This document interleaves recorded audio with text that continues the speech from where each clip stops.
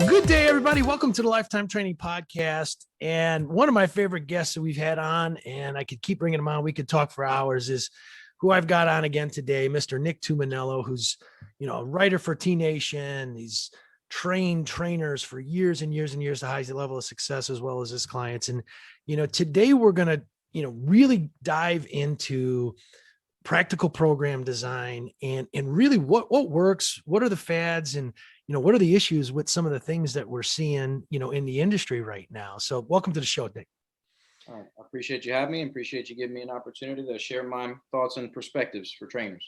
Man, and I love your Facebook feed. So if you're not following Nick, make sure you follow him. And he just brings up some super insightful questions, which is really what was the reason why I wanted to have him back on. And I want to kick this off, getting into one of the quotes that you would put on there around programming. It says, trainers and coaches who are often bitching about places like Orange Theory and F45, if you want your workouts, if you and your workouts weren't so dang boring and monotonous, there would be less need for people to go to places like this.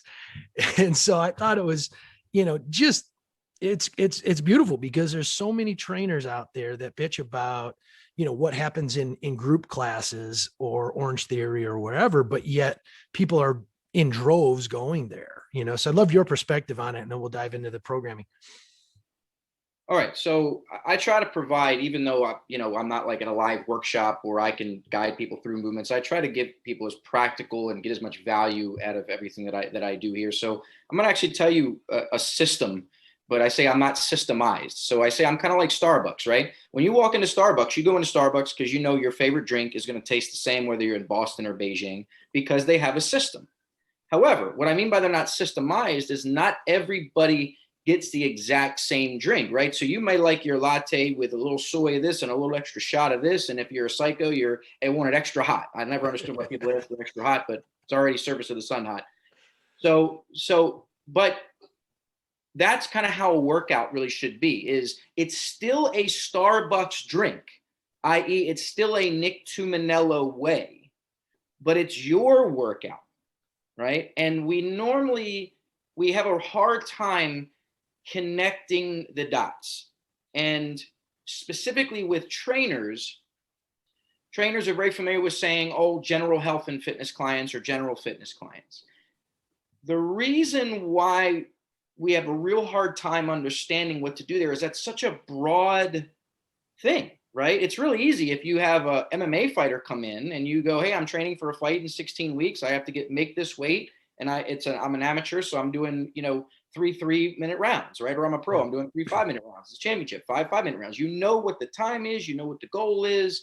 It's laid out for you. Or it's even easier to train for a powerlifting competition. I'm not saying you don't have to put effort in, right? I should use the word simple, not easy. Yeah, right? Exactly. You got to put the word, but the goals are already defined for you. I got to get better at moving like a car piston in 3 ways, pushing this way, hip hinging and knee bending, right? Yep. So it's maximum strength, yada, yada, yada. All right, great. But when it's just somebody who comes in and just says, I'm here to get into better shape, I'm, 40 plus, a lot of clients will say they want fat loss, right?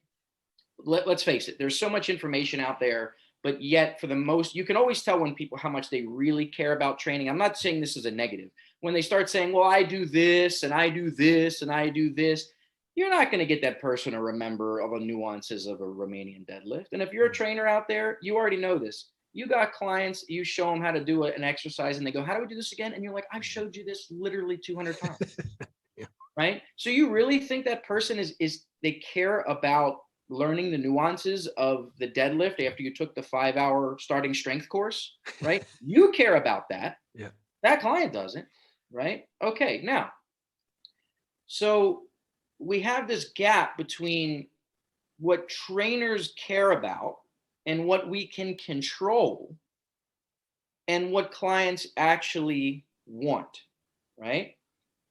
Now, right off the bat, this is a big topic here, so I got to kind of roll with it a little while. Right off the bat, I'm used to what trainers hear about. I'm talking about passionate trainers that trying to put a lot of time in their education. But I'll tell you, if you're a trainer who's educated yourself, and hopefully you're continuing to do that, when you started out, first off, we all started out because we loved exercise, and we want to make sure that we help other people love exercise. And at the heart of this, sometimes we look and I go, are people really loving the workouts that we're doing? Right. So sometimes we don't actually give people what we got into it for. Yep. All right. But let's bring it around. So then as we start to learn about program design, trainers recommend the books that nobody understands, Super Training, right? Don't lie to me. Nobody understands that. I said, who sat and read that thing all the way through? It's a reference guide. Okay, great. Okay, good. It's a good book. I love Dr. Melsip, although Facts and Fallacies of Fitness to me is his best book. Yes, I agree. Right. So we buy these periodization books and all this stuff, and we become more confused about programming. When we started as a trainer, you had no problem putting together workouts and you were confident about them. And, your clients liked them and you liked them. And now all of a sudden you start learning and all of a sudden you're going, oh my God, it takes me 10 times as long to produce this workout because I keep second guessing everything that I'm doing. Mm-hmm.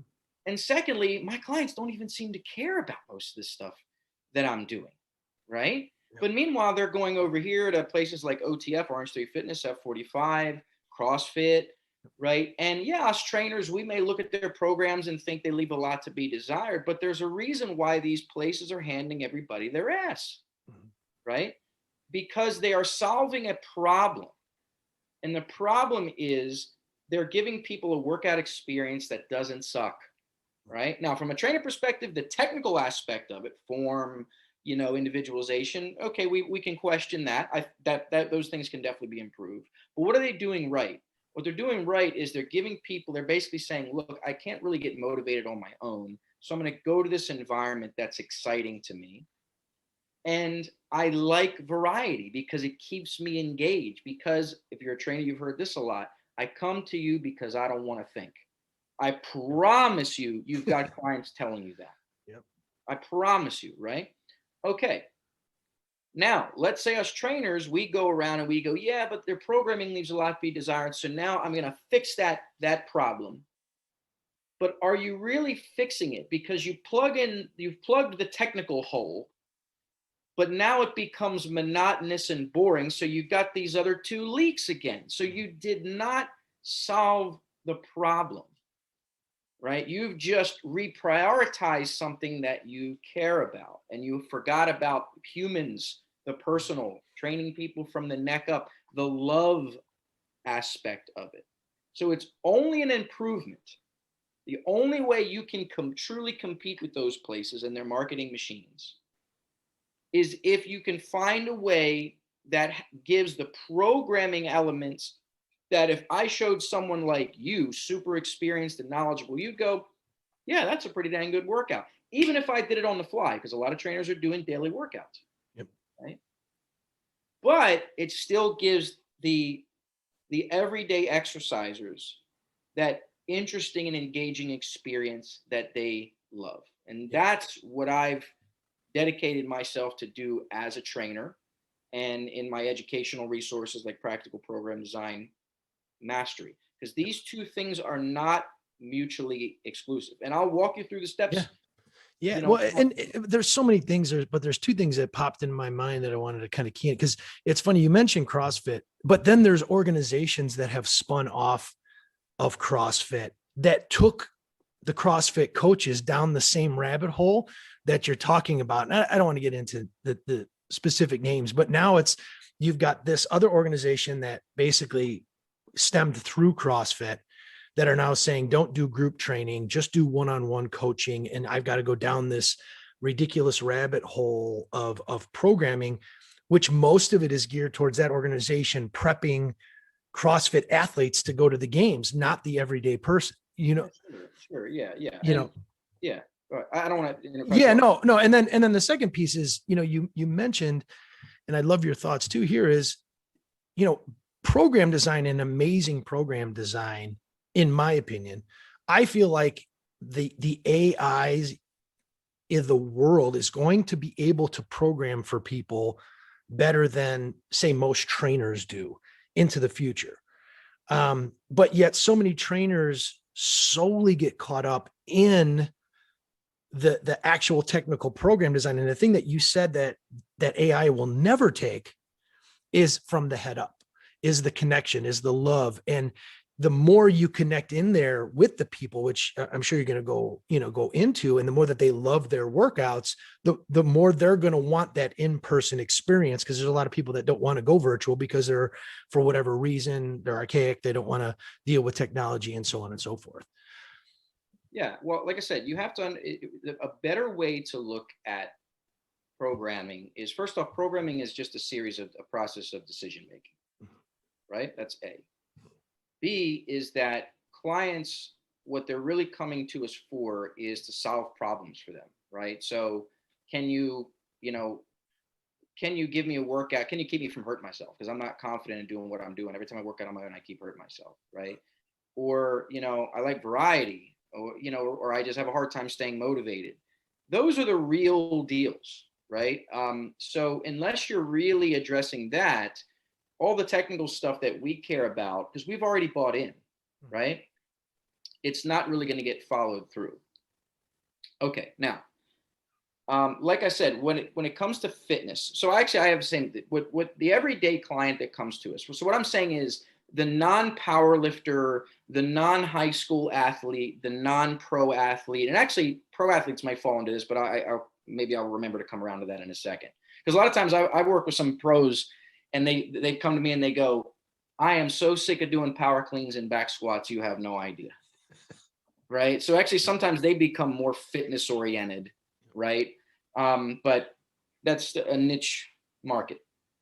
But the everyday individual, what they really want is 4 things. I call them the 4 F's, right? They want 4 things that all start with F in no particular order of priority. They want all 4, right? Fitness, function, fat loss, fun. All right, let me give you quick definitions of what I mean. Fun is obvious. We don't mean fun like going to a water park. Yes, it's going to be hard work. They just mean interesting, dynamic, engaging, not boring and monotonous. Fat loss, what they really mean is metabolically demanding.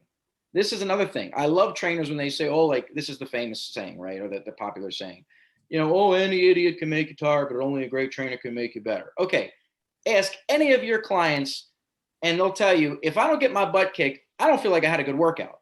So if you don't give it to me, I'm going to go find someone else that will. And I always say, I'm going to give you a butt kicking workout while making you better and keeping you safe. Don't you have to challenge the body? Again, we say these things and we hold true to them, but what you actually see we're dealing with on a regular basis doesn't fit. And this is why we're confused. The confusion of program design that when we try to educate ourselves, I would say a lot of it has to do with the fault of the people who are teaching us, because they're normally academics, right? Again, principles are principles, right? Specificity, overload.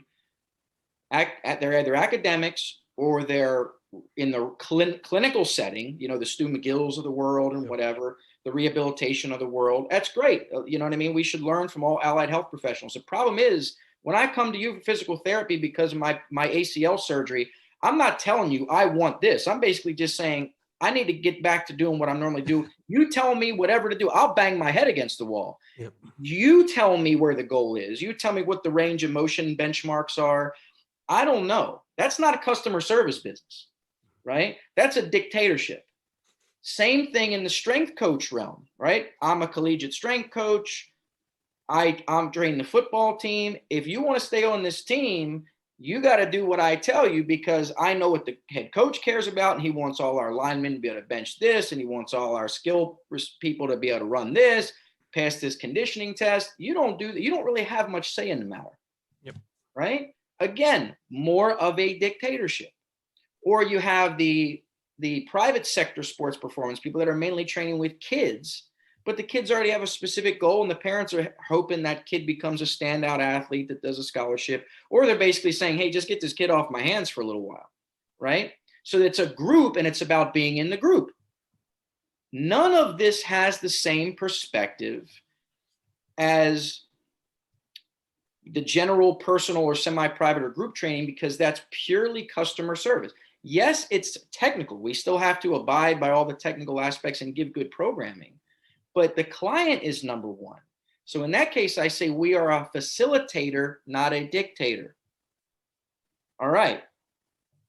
When you have a hard time keeping clients happy and competing is when you start to have that dictator mindset, right? All my clients need to be able to get really good at so-and-so lifts, but they don't even remember the name half the lifts, much less how to do it, right? They don't want to think that you're talking about percentages with them because you try to control these variables.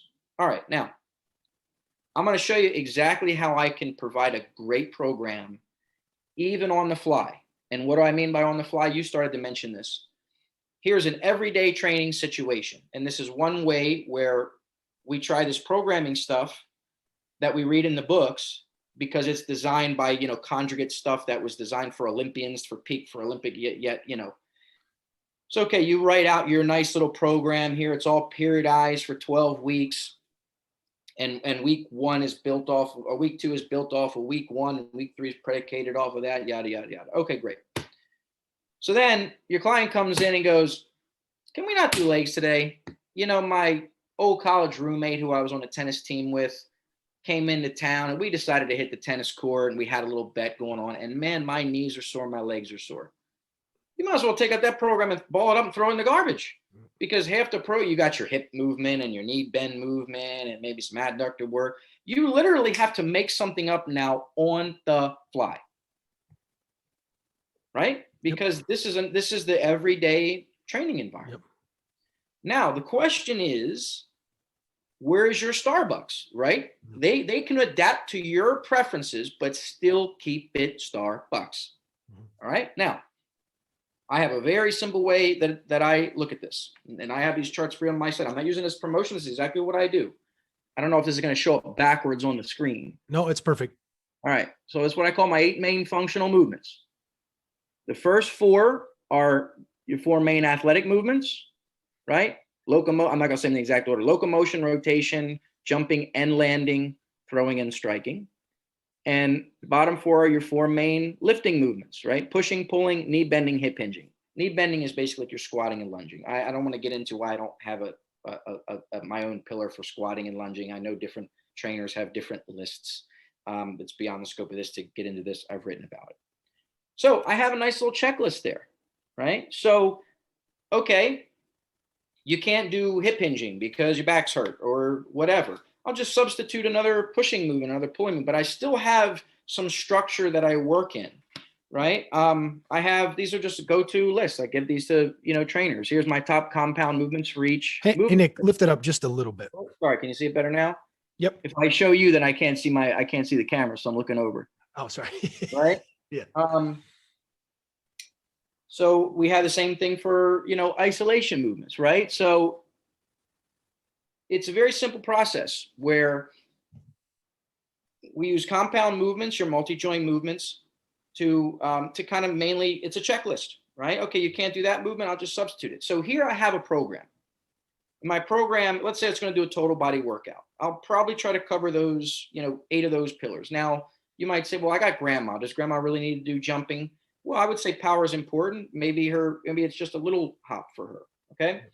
But maybe you leave one of those out. Doesn't matter. I'm going to still cover as much of those as possible because someone like you would look at that and go, yeah, if someone did those movements on a regular basis, I think that would elevate their overall functional capacity, right? Because those 8 main movements, everything else you do in life and sports is a derivative of those. It's some sort of derivative or combination of those, right? So this is general physical preparation. All right. So now I have my program. Those are my ingredients.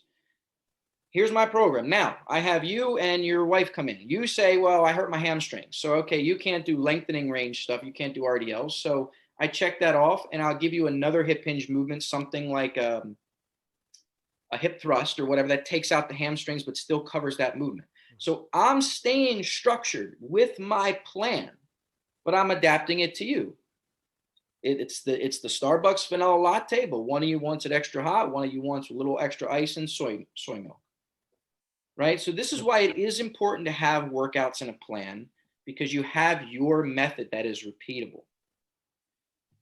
Now, if I have to actually substitute something out, great, I can just double up on the other movement pillars, right? Or I can ask them, there's nothing wrong with doing this. Anything else you want to work on today, right? Now, sometimes clients will be like, well, can you stretch me? I go, no, this isn't stretch zone or I'm not a massage person. I don't put my hands on you. This is going to be a workout, right? So it's got to be workout stuff. Sometimes you do have to put your foot down a little bit. But okay, well, can we do some isolation stuff for your hamstring? Maybe we can do some things that make you feel better. Can we do a little arm work? Great. So then you just go into isolation movements. I'll tell you exactly how I choose isolation movements. If you go to my website, you'll see this is my band company. I have two companies. My training company is called Strength Zone Training. All exercises, resistance training, really hit you in two different zones based on the range of motion they mainly target. Either mid to shorten range or mid to lengthen range. So a Romanian deadlift is mainly taxing your hamstrings and glutes in their lengthen range. It's like a hamstring stretch, right? A hip thrust is the opposite. It mainly hits you when your glutes, it's hardest, creates the most mechanical tension, when your hips are extended in their shortened range, and it's the easiest when you're at the bottom. So if you want truly strong, or what I would call full range strength through hip extension, which of those exercises is best to do? Don't answer, I'm going to answer for you. Both. Because muscles respond to how they're loaded. If I only did RDLs and the like, then I don't have much glute strength in the shortened range because I don't train it in that range. Muscles respond to how they're loaded. If I only did hip thrusts, right, I'm only strong in the shortened range, but not strong in the lengthened range. We normally look at that for glutes because glutes are the new biceps. Everybody's doing glutes now, right? But every muscle in your body should be looked at that way. Yep. So how do I choose isolation exercises? I don't just do random stuff. If you're looking from a functional perspective, I use isolation exercises to fill in the strength gaps to train the ranges of motion left by the compound movements. Can you explain that some more? I will in a second. Yeah. Two is, what does the client want to work? You want more shoulders and biceps? We're going to put more shoulders and biceps in your workout, right? This is your workout. You came here to me to get your goals.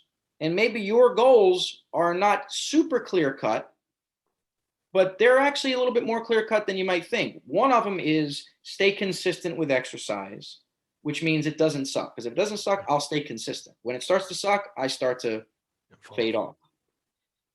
Two is, you know what, I want my biceps a little bit more, right? So, okay, good. We'll give you more volume on your biceps. This is where you can benefit more as a semi-private or private than the OTFs and the F45s. You can still give the variety. Now, can I change up your bicep workouts each day and still get you bigger biceps? Yes, because hypertrophy just comes from overall volume, right? So does more metabolic training. The only time you really need a lot of consistency if someone is trying to master certain lifts, right? Now, going back to, and I will get into the isolation stuff in a second. Going back to this chart, what's consistent is I'm hitting each of those movement pillars, unless, of course, you have some sort of injury that stops you from doing one of them. So, and then, of course, it's pushing. I do a horizontal and a vertical. Okay, you can't go overhead. We do a diagonal. Great. So even if I changed up your workout, if you came in twice a week and I gave you a different workout each time, every time I'm still getting you one horizontal movement, one diagonal movement for upper body pushing.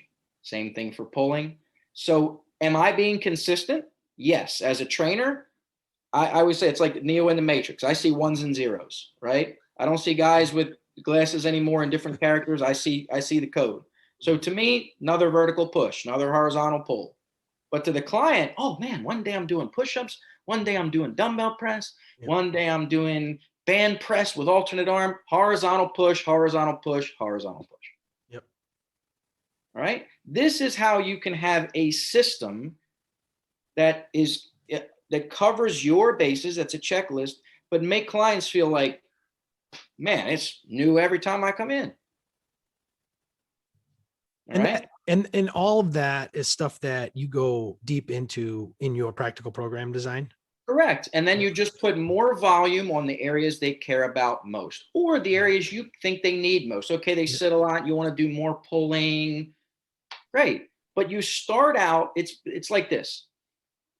I don't know if some people might be listening to this and they're not from the United States, so that might not be a great analogy. Mrs. Fields chocolate chip cookies, right?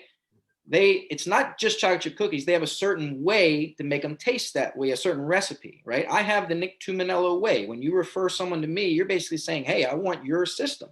Yep. Right? Your system repeatedly builds elite fitness in people. I want that. However, you might like a little, so it's the same foundational recipe that I start you with, but all we have to do is just make tweaks that best fit you.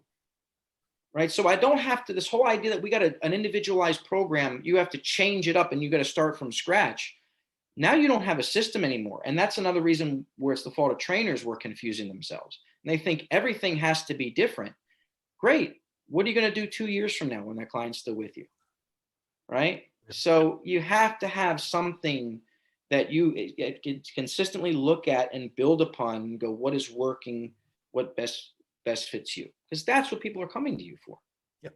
And the key here to the trainers out there is not saying that we don't want you to continue to educate yourself and go down certain rabbit holes. It's understanding the difference between, one of the things I'm hearing is understanding the differences between what you're passionate about and what you love to go and study, and Right. what the client wants and what's going to keep clients. Is that accurate? Correct. Now let's look at, remember the 4 F's I told you about? So Yep. fun, that normally means it's engaging, right? And we have in my PPDM, we have finishers, and I'm a big fan of rotating finishers. So even if, let's say you don't like the idea of rotating strength workouts, and again, there's some nuances here. Beginners, I'm very strict with beginners. I say, look, competency before variety. You have to earn it first. I'm going to start you with simple movements, make sure we learn this, and then we'll add some complexity to it. But what I tell them is, you're going to earn this, and the quicker that give me some repetition here. Once you qualify for it, you qualify to have more say in what we do, because the ultimate workout is the combination of what you want, and I'm going to be your Sherpa. You want to climb Mount Everest, I'm going to show you the best and safest path to get there. Now, this brings me to another counter argument. A lot of trainers will go, well, I don't tell my accountant how to do my taxes. What are we letting people just tell us what to do? Okay, no. I already showed you I have a very specific system. What I'm saying is, why are you here? Right? Yes, fitness is the goal. Consistency is the goal. But how can we make that best happen for you based on your likes and schedule, right? Maybe you don't want to work on, biceps. I had a figure girl one time that she was so self-conscious about her arms. She's like, I don't want to touch my biceps. My biceps have always been so big. I don't like them, right? Some of them say I need more quads, less quads. Okay, that's a little bit more physique based. But what I'm saying is the goal is still get on stage, but it's bodybuilding, right? Or physique development, but still there's an individual aspect to this. Yep. So it's taking your Starbucks system and saying, well, how do you like it? You want a little extra this, a little less of this, a little shot of that. That's all it is. You're not compromising your values, is what I'm saying. You are saying, I have the medicine. Now you tell me how to make it taste good. So you keep throwing that shit down and you go, I can't wait for more. So when you get into, you've got fun and function, fat loss, and fitness. Can you go into the other ones that we haven't discussed yet? Correct. Let me cover those, and I want to circle back to the isolation thing that you asked me, because I'm sure some trainers are there. So let's look at those. Function just really means feel better that you can do the activities that you want to do, right? You want to go out and play Frisbee with your kid and just feel like you're not going to go home later and have full body tendonitis. I'm kind of saying that sarcastically, but you know what I mean, right? You want to feel like you can do the activities that you want, move freely, some strength, right? And by the way, when clients say function, I know a lot of trainers don't like that term. What clients are really saying is they just don't want to be a weightlifter. They don't want to do stuff that they feel like only is good in the gym. Mm-hmm. They feel like it translates to something else. That's all they're talking about, right?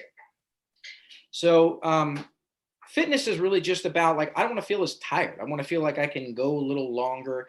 And normally that kind of looks at, look fit, right? Yep. The fat loss one, let's face it.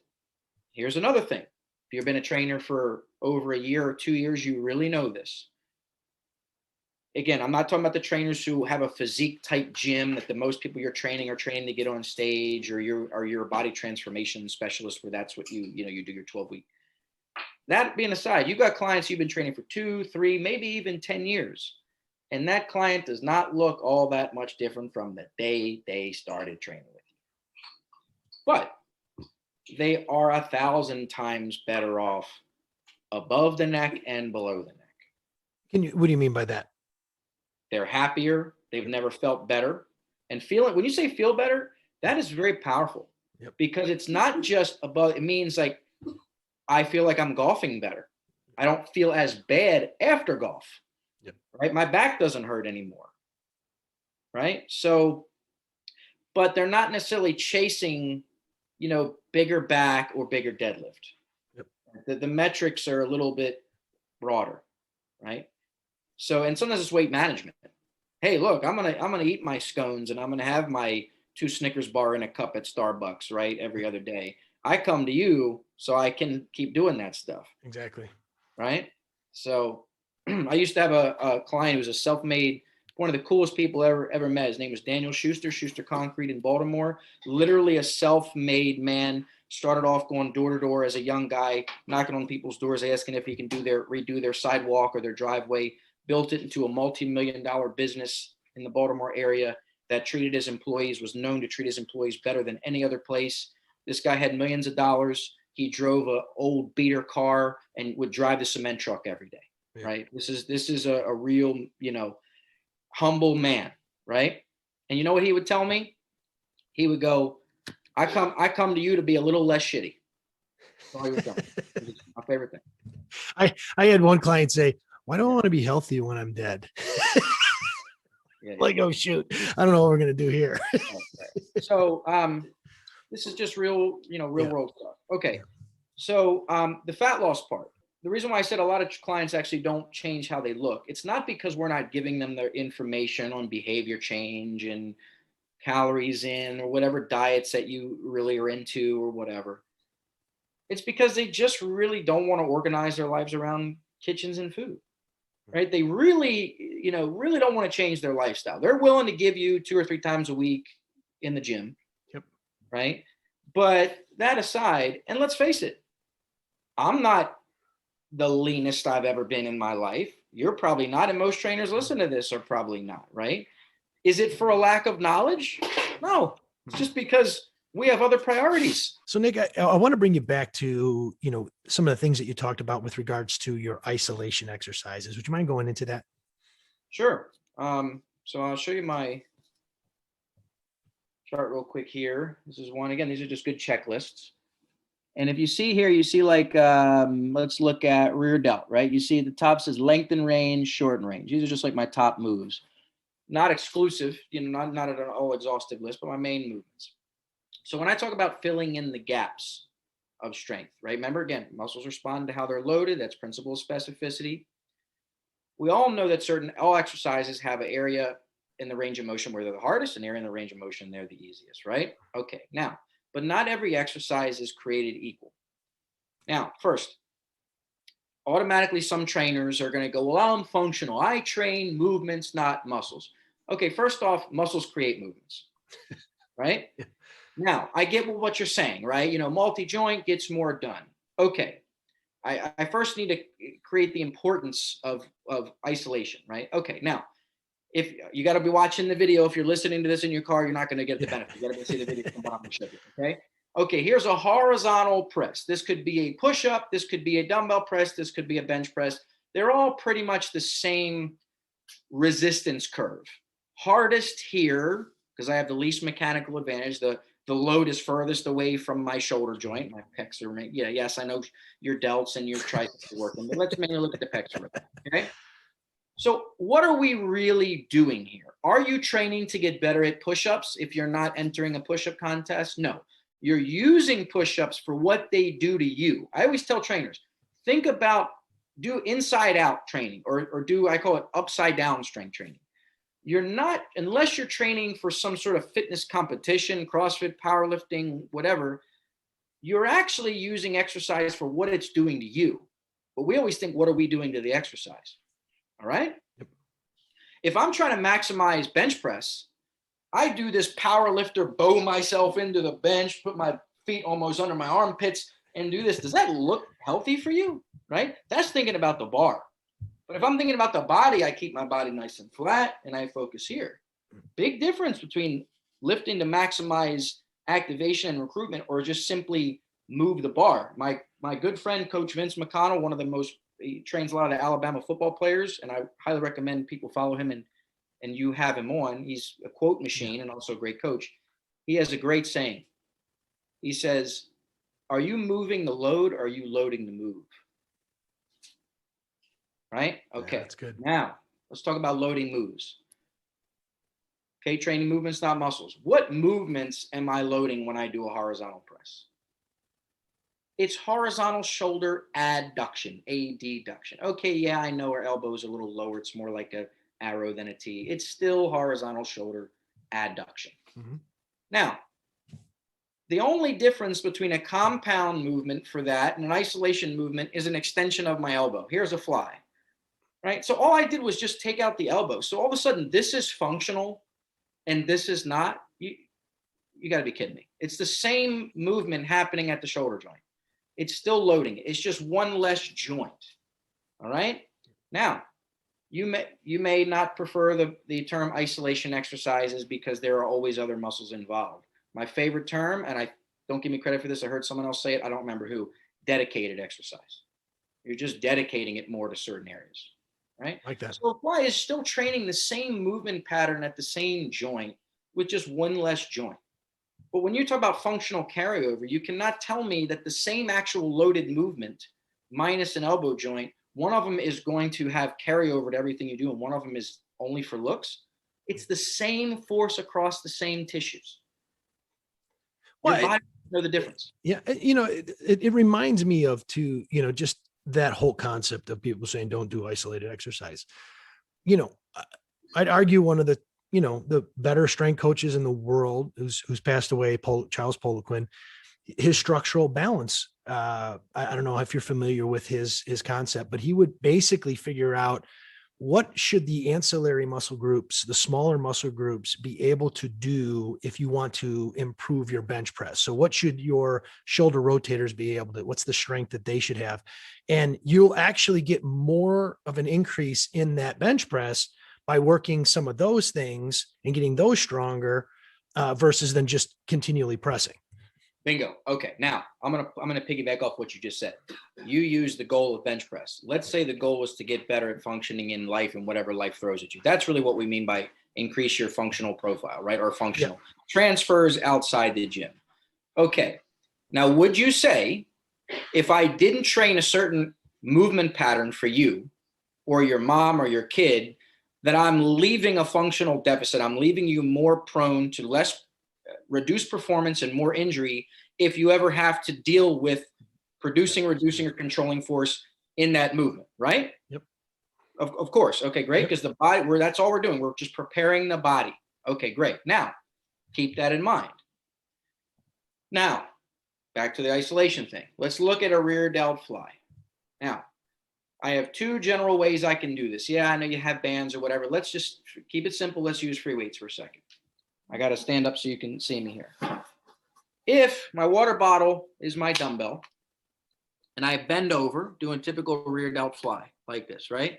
It's hardest right there. Horizontal shoulder abduction, right?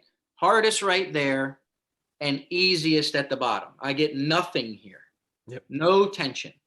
Now the question is, am I strengthening through here if there's no tension? I am not. Okay, now, so here is my entire range of motion of horizontal shoulder abduction. I can have my arm all the way from here, all the way to there. If I only did that rear delt fly, and by the way, maybe you're just doing a face pull. Face pull is hardest here, nothing there. Same strength curve on the rear delts and posterior shoulder. So have I increased your functional profile? Have I made your posterior shoulder perform better and be better able to produce, reduce, and control force if it's ever in this range of motion and dealing with force? Nope. No, I've left you a functional deficit. So what do I have to do? Now, by the way, rows are primarily rear delts here, nothing down here. Yep. So what do I have to do there? I actually have to create a load that goes that way, which is two things. Either put a band there, so it's hardest here and easiest here because I already covered this range. Or I do the old Arnold lie on your side move. All right. Now, I just gave you a movement-based argument for training muscles and a functional transfer-based argument for training muscles, because that's all we're doing exercises for. If you're not trying to be good at it, if you're not doing bench press or rows to be good at rows, you're doing them to have a better functional body. Better functional body means the joints and surrounding tissues are better capable of producing, reducing, and controlling force throughout its entire range. Correct. Yep. But if we just do compound movements, we leave a lot of ranges of motion untouched, which means they are more of an injury risk because they're not strengthened. Yep. Right? And therefore they're not going to perform as much. That's principle of specificity. Yep. I've got one question, and we might be able to get to it. I know we've coming in on some time restrictions, but I would love your opinion and take on loading in 3 dimensions, whether it's a lateral lunge loading or a transverse lunge loading or things like that, and how you, if you at all, work that in, or do you do other exercises to get the same type of concept? Sure. So what I try to do is I try to look at exercises like I look at different foods as they provide nutrition, right? Hmm. So if I look at everything as basically, if you only ate bananas, you would still have a diet deficient in everything bananas and all the vitamins that bananas don't provide, right? Yep. So bananas could be the powerlifting, right? Where you're really good at moving heavy loads, but are you working on rotation and coordination? No. But those lifts aren't designed to do that. Yeah. Right? Exactly. So we start to run into issues where we try to blend things together, right? So it's like, I'm going to stand on a BOSU and then try to do a max press. Well, it's like you can't do a max press because you're on an unstable surface. That dissipates, it prevents you from doing. So if you want to work on balance, then do unstable surface training. But you don't need to do all this external load. When you start blending things together, you're not maximizing the benefit of each at that point. You see? Exactly. So I don't look at these different methods as mutually exclusive. I look at them as different nutrient values. One is the banana, one is the strawberry. Okay, if I'm going to do some lifts to get people to have much stronger legs to be able to produce more force from the ground, great. But what are these big lifts not doing for me? Well, they're not doing a lot of coordination and rotation. Great, I'll do other things that the more functional trainers are a fan of to do that. But can you do that with really heavy loads? No, because you're going to get pulled right off your feet. But it's not designed for heavy loads. It's designed for sequencing and coordinating your hips with your shoulders via your torso. Yep. So if you look at my workouts, you don't see, just one or the other. The question is, where might I put them into the workout? I tend to do things like rotational sequencing because it's less about loading and more about sequencing in warm-ups. And we do them on a regular basis all the time to keep that sequencing really fine-tuned and fresh. Yep. And I see, in your strength loss or strength training for fat loss, a lot of landmine type work and different things like that you include kind of in some of those sequences, which also will then load at different angles, move in different planes of motion, so to speak. Correct. Yeah. And in regards to the sort of matrix, Gary Gray type stuff, lateral lunge here, I like to do those sorts of things as active recovery in between bigger lifts. Why? Because they don't necessarily hit those. They're active recovery. They're active, but they're not interfering with the recovery of whatever muscle groups I'm using. Yep. So, and they're adding density and productivity to the session, and they're adding a nutrient value that something else is not. Where I don't get is loading up funky movements too much, right? So again, this is again, like if I'm going to try to move my camera so you can see something better. Like if you and I are out camping and you sprain your ankle and I have to potato sack you over my shoulders and carry you back to the car, right? Because you can't walk. I'm not going to do this funky lateral 3D, okay, hop on my shoulders, right? I'm going to stand here like I'm getting ready to do a friggin' squat and put you on my shoulders, right? Because that's how you deal with heavy loads. So again, sometimes we get into this blending move where it's just like, well, we're going to do this, we're going to go heavy. It's like, I don't really see me doing that in life. You know what I mean? Like, if you're just adding some light weights just to add a little extra feedback, then I'm all for that. But again, it's more about the movement at that point. Got it. So again, I don't get into these arguments, powerlifting versus functional training, bodybuilding versus corrective. Yeah. I mean, I see them as different, right? I mean, if you're living only in one area and that's all that you're doing, you're not doing any of that other stuff, that person might not be as, if we want to use the term, functional in life if they weren't at least doing some type of movement, not loaded, but movement in those other planes. Correct. Yeah. Correct. So you'll see more multidimensional movement in my warm-ups. Yep. Because those things I think are important to do every day Mobility, to maintain that movement. And then as active recovery.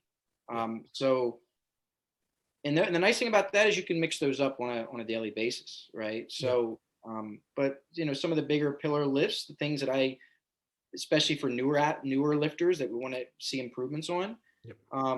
Because there is one thing, I know I've talked a lot about variety, but I will tell you, I like to have some consistency for a certain amount of weeks. You know why? Because everybody wants to get stronger and numbers don't lie. Well, and I'd argue too, those are some of the first things that a client will see. They'll see strength gains if they haven't lifted way quicker before they lose weight, and at least it keeps them going mentally. Yeah, numbers don't lie, and that's where again, where let's say you have two neighbors, one goes to the F45s and the Orange Theories and loves it. One of them comes to me and loves it, and the one of them goes, "Look, I'm happy." Basically, this is the message is like, "Look, I'm having as much fun as you are, but I got metrics that show I got bigger biceps now because I wanted bigger biceps. And look, I'm doing more push-ups now than I was before. And I'm stronger now in this other lift. You don't have that. Yeah. Right. You just got the new workout of the day. You got your butt kicked, but I'm getting my butt kicked with purpose. That's what I tell my clients. If you look at my logo, it says strength zone training, building muscle with a purpose. Love that. Love that. Right? Yeah. Well, I'd love for you to, if you can, finish and just discuss, for a general client, the one that just, again, wants to look a little bit better, move better, feel better. How do you structure that workout? And kind of looking at it from the lens of both maybe trainer designing it, as well as just maybe a general person listening to the podcast that says, okay, how should I structure my workout? Yeah, I will tell you as much as I can possibly, tell you. In general, the average client comes to us trainers twice a week. Sometimes it's 3 times a week. Sometimes it's once a week. But let's just stick with it. If it's 2 to 3 times a week, I tend to stick with total body workouts. I tell all my clients, is that the magic formula? No. Yeah. Here's why I tell my clients. I train you assuming you're gonna miss the next workout. They love that because they get it. They're like, yeah, this is gonna be the first thing I cancel when something comes up. Right? I bet you it works though. I bet you it works as kind of reverse psychology, the old Mr. T, Eddie Murphy thing, where you probably have them come more because they have that in their head. Correct. And it also benefits is that if I have an upper body, lower body split and they keep missing a certain workout, then that whole workout falls apart. If it's total body workouts, it's just kind of that. Okay, great. So normally what I will do is, of course, we do a movement assessment. I have my own procedure. I call it the movement performance assessment. We actually don't have a course for that yet. I'm currently putting that together to get online for everybody. And that basically informs how I can best fit, exercises to them, figure out their deficiencies and whatnot. So we have their needs, right? And their abilities. It tells me what they can do, how they're moving, and what their needs are. Now I just blend that with my 8 main movements, right? We're going to do a push. We're going to do a pull. We're going to do a hip hinge, a knee bend. Okay, knee bending hurts you. Okay, we'll do a shorter range of motion in a range that doesn't hurt you, right? So I have what I call joint-friendly strength concepts, right? So for example, sled pushing could be knee bending for you. It doesn't have to be conditioning. I'll load that sled up.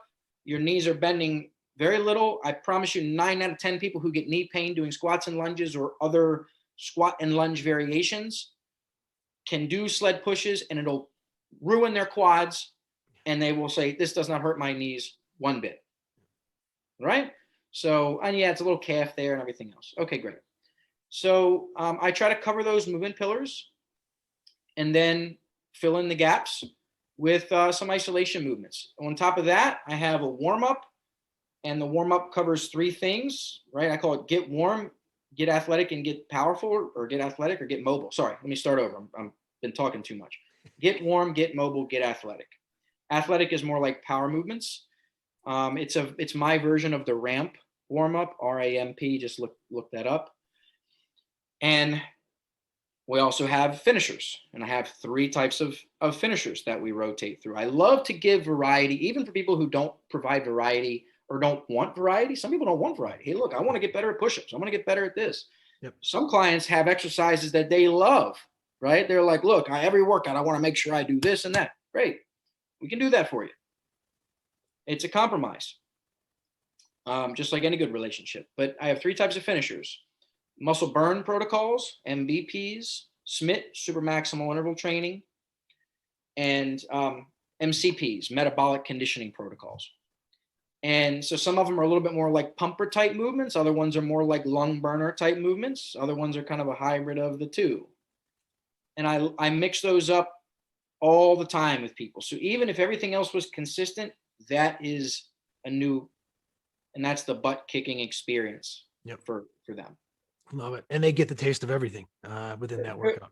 Correct. So like I said, the big takeaway from this, forget about my exact system, what is you have to know that you're not solving a problem if whatever solution you provide also doesn't consider the things that the thing that you're given an alternative to have also solved for.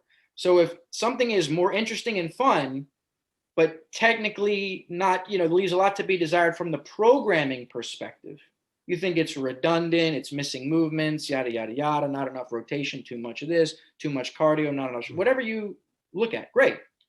If you fill that gap, but you haven't also addressed the interesting thing and the energy thing, again, you haven't solved a problem. You've just changed the focus on it. And then that's why you're going to be left wondering why everybody's not flocking to you. It's like, well, they're not coming for that. Yep. Right? Or they're not staying with you and using price as the reason for them leaving. Correct. The improvement is better programming that people will be just as excited about on a regular basis to do and tell their friends about that those other things are doing. Yep. That's the solution. Yeah. Well, Nick, thank you so much. For those out there that want to, again, get a little bit deeper, obviously Practical Program Design Mastery is the course that he's got, super affordable and, amazing content. A lot of what we went through is stuff that's, covered there. strengthzonetraining.com is his website, and then the ntloop.com. We got to probably talk about that in another episode at some point. But, again, look for Nick's articles on T Nation. He writes regularly and, posts regularly, and, he's just a fantastic mind. And thank you for everything that you've done with these podcasts, but also just with the industry, man, just keeping it real and trying to get people, both clients and trainers, to be better and be more profitable and be able to make a living in this thing, man. So thanks again. Really appreciate that, man. And back at you. Thanks for everything you're doing to provide a platform for people like myself and everything you've been doing in the field. You're an OG in this, and continue to help make everybody better. That's it, man. Thank you so much, brother.